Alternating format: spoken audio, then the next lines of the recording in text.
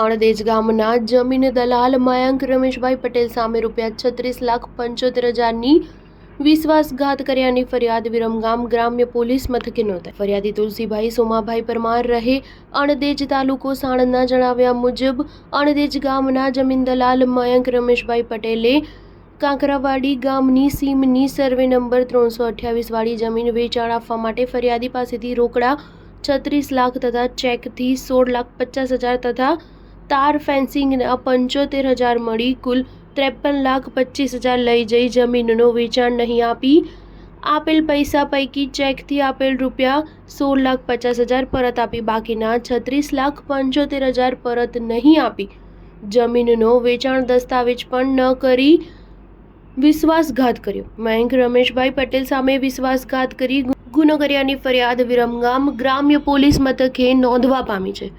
Star news 7 Viramgam.